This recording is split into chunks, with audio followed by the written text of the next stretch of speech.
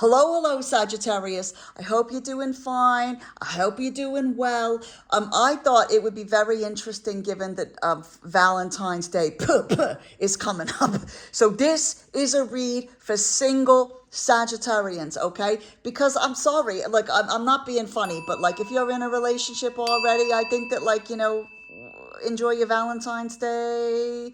But for the single Sagittarians, there's like lots of issues, and you might be like, what the fuck? Why am I still single? Okay. So, by the way, I've got a, what do you call it? Like a read that's called Why the Fuck Am I Still Single? You can have a look at it if you want. I think it's under the Timeless Reads. Anyway, so this is, for Sagittarius, this is, a Valentine's read for singles. I am Big Kim, big in name, big in ass, big in audacity, big in mouth.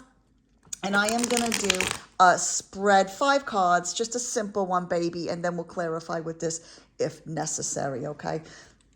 This is going to be a story kind of situation. So I'm going to look at the 5 cards and then, talk through the story, okay? It's not like each one of them means something in this read. So thank you so much to the saints and the spirit guides and the celestial beings and of course our lovely patron saint, Miss Mona Lisa Vito. Speaking of beautiful people, she is the patron saint of automotive expertise and leather and leopard print, babies, okay? All right, let's go. Right, let's go. You know I love my flyers. How you doing, Sagittarius? Do you know what? This is such a high pressure time, isn't it? The Valentine's Day thing. And if you're single and some people are happy being single at the time or whatever, but that's fucking ironic, isn't it? Okay. Some people are happy being single, like that's fine when Valentine's Day comes around. But I think for most people, it's a very difficult time because it kind of reminds you, that like, oh, what's wrong with me? Wow. Okay. Woo! Look at the parallel thing going on here. Wow. Okay. Wow. Okay, Sagittarius. Somebody, oh boy. Somebody likes to do things the hard way. That can't be us, Sagittarius, can it? Liking people who are not suitable for us, turning down people who are good for us. Now, okay, oh my God. Right. I think this is you, okay? This is not someone who's got an offer or something like that. This is you. This is us. This is us, Sagittarius, the singles, okay? I think in a lot of ways, we approach love in a very naive way, a young way, you understand? Not a lot of experience, just the one wand, and we're like, we might have a very clear idea of what love looks like to us, okay? And so we act for that, you understand? We go for that, we do all that, okay? But the problem is this, and sometimes, Sagittarius, has anybody told you this, okay? Sometimes we refuse to grow. We refuse to incorporate the lessons that we've had from love in the past, okay? We're like, we date people who are unsuitable, and then we go, well, that was a bit of a ride, and then we don't learn anything for the next thing, okay? And we kind of do this over and over and over again. Look, I am not blaming you for your current situation. I think sometimes life takes us out of relationships and stuff so that we can focus on ourselves and grow and and have the time to do the things we need to do. You understand? Okay. So it's not about blame. It's about a pattern that we sometimes refuse to change. I'm sorry, but and change is scary. You know what I mean? Like, it's this Knight of Pentacles here. Okay. I feel 100% like this was someone who, I find Sagittarians tend to be very frustrated by the Knight of Pentacles because they move too fucking slow. Yes, they are stable.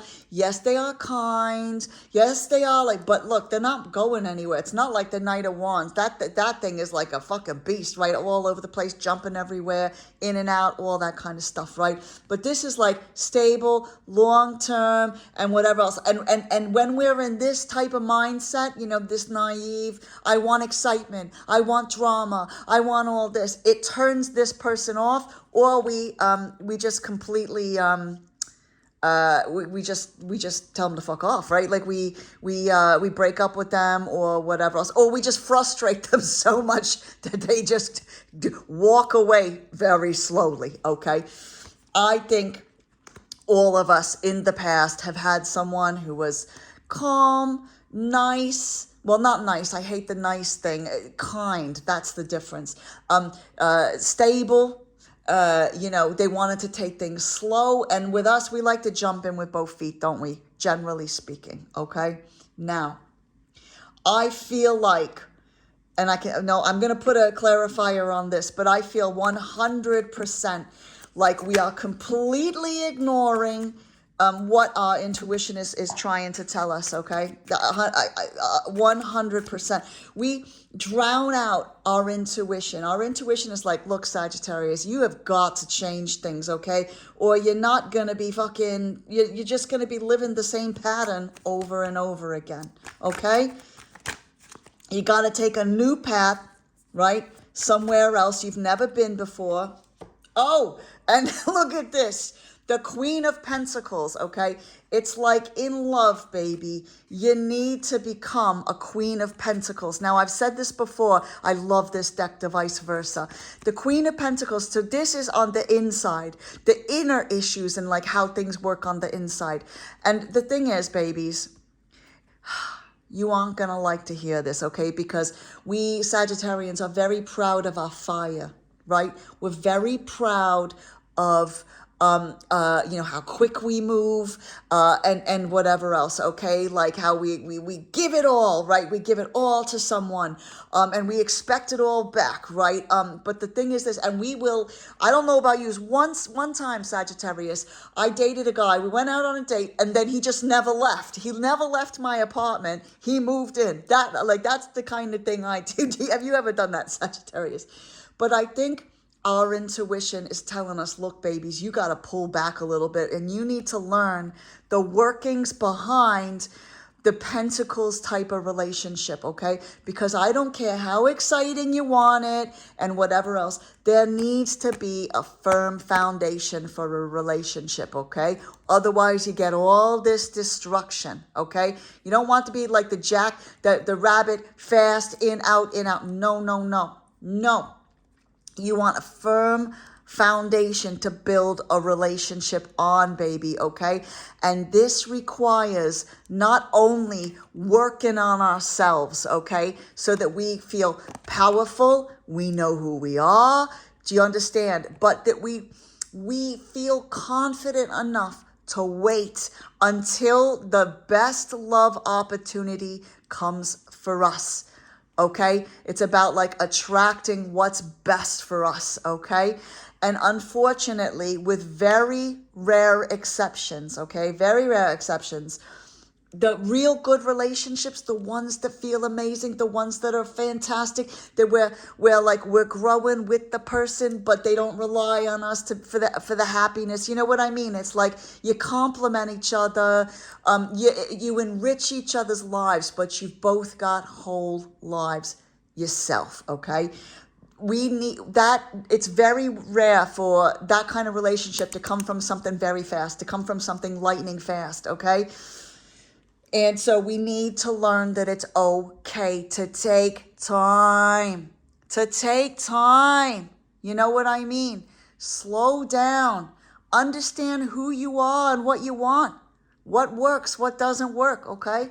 Otherwise, how are you going to attract the right person? And these babies right here, look at this. I mean, you know, I think sometimes, a lot of people say it's a worthiness issue and things like that. I am not sure that sometimes it is I don't think that we sit around, maybe some of us do, no judgment, obviously, circumstances create who we are. But I think sometimes that it's not about like we sit around going, I am not worth a good relationship. I don't think it's that. What I think is that sometimes we have a difficult time imagining what a healthy relationship can look like. Look at the parallels here. Maybe with through our childhood, or like the types of love that have been modeled to us, and the types of people we have become used to being around. Not the healthiest people, not the wisest people, not people who are into the growth mindset, let's put it that way. People who are into addictions, who are into chaining themselves down to toxic situations, right? And the problem with that is, that I can feel the emotion of this, Sagittarius. Sometimes we just we don't think that those things are for us. We don't think that positive relationships where you're both coming together, a meeting of the minds, something beautiful with the sun, and it's blessed by the angels and everything else. We don't think that that's for us. And so we stay in this mindset, right?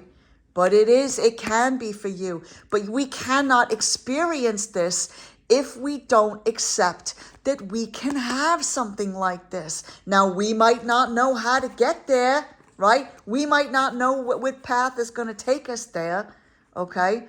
Or where to find this person. Let me tell you something. There's not a lot of people like that around my neighborhood, okay?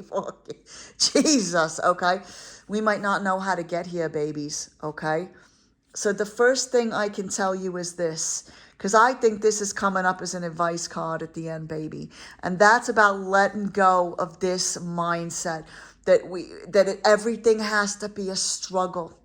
It does not have to be a struggle. Because let me tell you something, babies. I've been in these types of relationships my whole life. I'm only turning things around now. I'm 52 years old.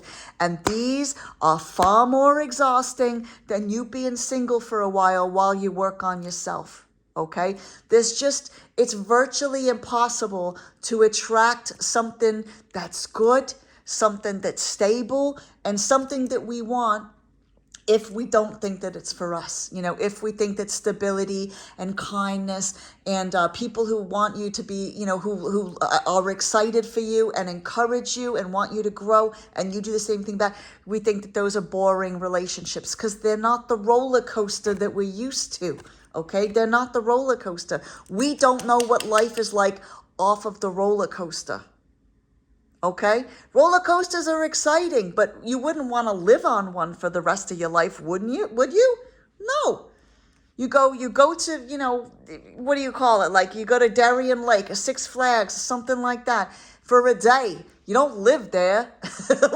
No, the roller coaster is not for everything. For everyone, for you, forever. No, we got to get off the roller coaster, okay? And we need to create a life, and this can be done little by little, a little bit every day. You haven't got to fucking change everything overnight, okay, babies? But it's about making yourself this person so that the other person who can give you the best fucking relationship of your life can come in. Isn't that what you want? That's what I want, baby. That's what I'm preparing myself for. Because I can't help but think, Sagittarius, sometimes I do, like my brain goes, come on, you're 52. Who are you going to fucking meet at this stage of your life? You understand what I mean? But then there is a little part of me, this optimistic thing that Sagittarians have going, well, why not? Why not? Why can't I? What if everything I went through for the past 52 years has prepared me, to look for what I need now, right? Sometimes you have to go through a lot of what you don't want so that you can understand what you do want, okay? So I'm going to give an advice card, babies. I just want to give you a lot of love, Sagittarius, okay? Because I understand how painful it is, to be single. I understand that, it's one of those things, right? And it's not just about the sex or whatever else, but it's when I have a bad day and I come home and there's no one to make me a cup of coffee or pour me a wine or oh, tell me about your day, baby, how'd it go, right? That's hard, okay? That's hard. I understand that. But what's very interesting about that, Sagittarius, is that when we imagine what an ideal relationship is like, do you see how, I think about things like someone making me a coffee or someone being my cheerleader and I can be their cheerleader. You'll only get that type of dynamic in a calm, kind relationship. You don't get that kind of dynamic in this fucking thing, Okay? You don't. So we really are dreaming about that amazing dynamic, aren't we? It's just that, like, when shitheads come along, we go, okay, I'll take this because this is better than nothing. No, it didn't. No, it didn't. Because how much pain has those types of relationships caused you in the past? I can tell you, I have been on the fucking floor for like a week or two, unable to like function after relationships that are bad. Now, this is very interesting, baby, okay? And I'll tell you why. Ten of Wands, okay, for the advice here, okay? Now, again, this is like this is like the internal thing, okay? The Ten of Wands, everybody always talks about like how it's exhaustion and like whatever else, but I always like to emphasize that this is also about abundance and taking, like, oh boy, look at the difference in this, right? Yes, you have been traveling a long time. You have been working on things. You have gone through a lot, baby. You just got to carry this burden a little bit longer. And if you change the way you look at this, like it's not a burden, it's your harvest. It's your harvest, okay? And you're almost home. You're almost home. And those last few steps, if you've ever run a race or you've ever done anything or a marathon or, worked a double shift, that last bit of time is always the hardest, baby. It is, okay? But imagine bringing this beautiful abundance from this journey that you've been on home. That's what we're all looking for, baby, okay? You deserve something beautiful. So stop becoming the person that you want to attract, and they will come. They will come. Okay? But we can't do it if we don't accept it. We got to get rid of this fucking mindset. Okay, babies? Stay strong, sweeties. Okay? I love you, boy.